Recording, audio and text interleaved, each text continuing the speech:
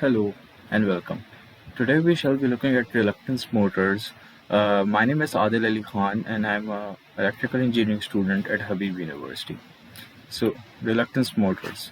So, first, what will we be accomplishing in this presentation? So, we will obviously talk about what reluctance motors are.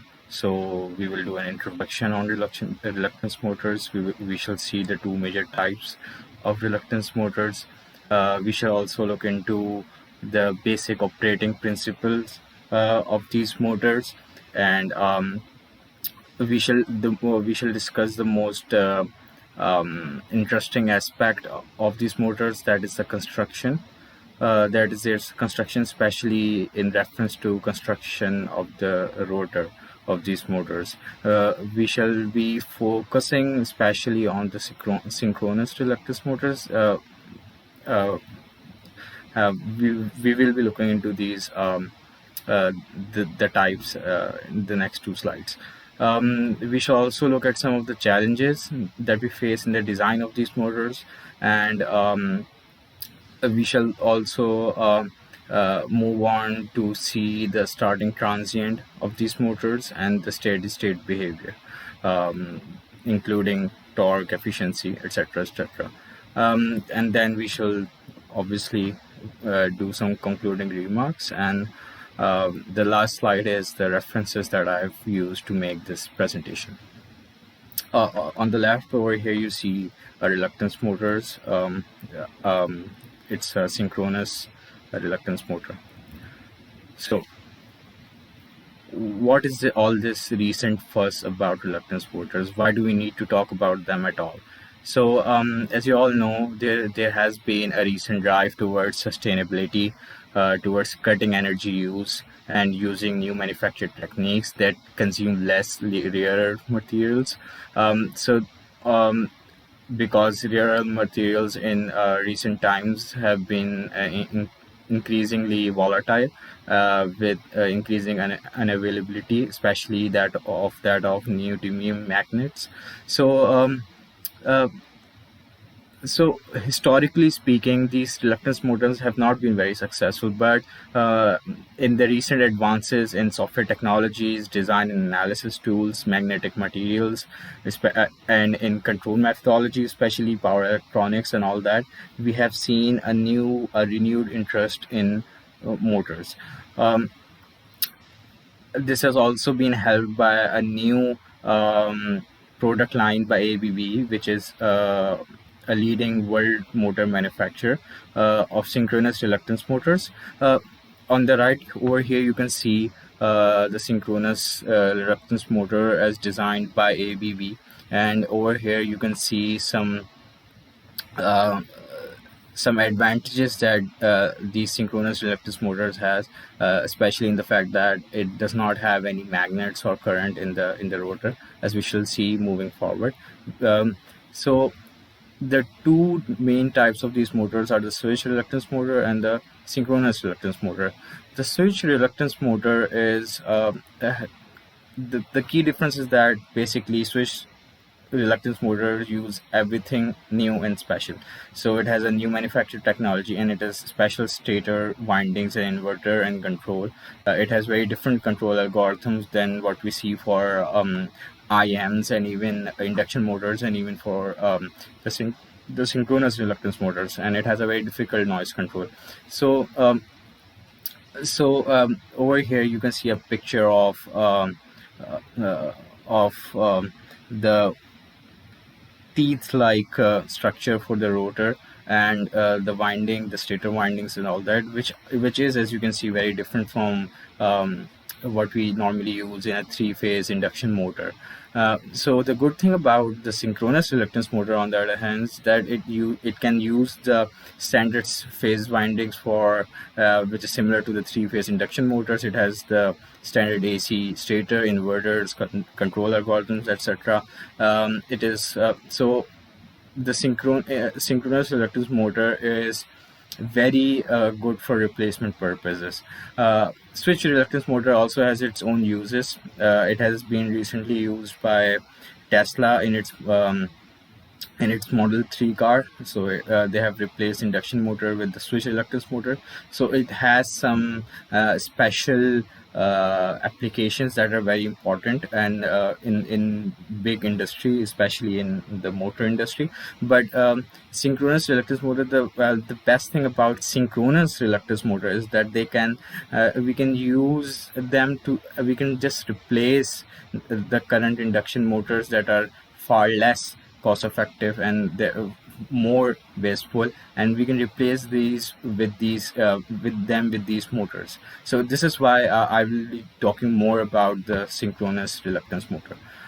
So what is the basic operating principle? The basic operating principle is that the ferromagnetic materials have magnetic susceptibility, as we all know, which is highly positive, which means it has less reluctance as compared to air. So when there's flux that flows from the stator, it goes through a path of less reluctance in the rotor. This generates torque.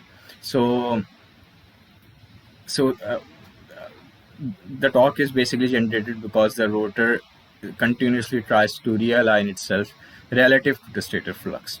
So we can actually watch a video from ABB itself, which describes this phenomena, which will actually help us understand. So I'll just play this video for a minute. The key to SynRM efficiency is a special rotor design. It's based on well-established, proven technology. To understand what makes it so efficient, we need to look at rotor losses in induction motors. Induction motors have a squirrel cage rotor. Currents are induced in the bars. The end rings form a short circuit, allowing heavy currents to flow. This causes heating, and the losses can amount to 40% of the motor's overall losses. SynRM motors have no squirrel cage, no currents in the rotor, and no rotor losses. And they do not contain magnets or rare earth metals. They work on the basis of magnetic flux created by the stator and controlled by a variable speed drive. The rotor tries to align itself relative to the stator flux. The drive starts to rotate the flux. The rotor is pulled around by the flux, and this creates torque. The drive monitors the rotor's position to ensure it stays synchronized. SynRM motors are always used with a variable speed drive. ABB drives provide an optimal match, with measured and verified performance. SynRM IE5 motors deliver ultra-premium efficiency. So hopefully that was helpful in understanding the operating principle and some construction of the SynRM motor as well. And utilizing the video, we should also talk a little bit about the construction of the SynRM rotor, which is a specially designed rotor that has no windings or coils or no current, as we have seen in the rotor. So what it does is that it uses special laminations. It actually uses the magnetically anisotropic properties of the ferromagnetic material, and designed in such a way that we have low flux paths and low reluctance paths and high reluctance paths. So and since there's no current, we need no cooling system or excitation circuit. There's no requirement for any of those. So on the left hand side, on the picture below, on the picture below, we see the two types of laminations that are used for the design of the rotor. The more common one is the transverse or radial lamination that is used for bulk purposes, and axial are more harder to come by and are more specially designed for very special limited applications. So the design challenges. So in every rotor, there's a requirement to have a certain mechanical strength to hold against torque forces, centrifugal radial forces, and shock loads.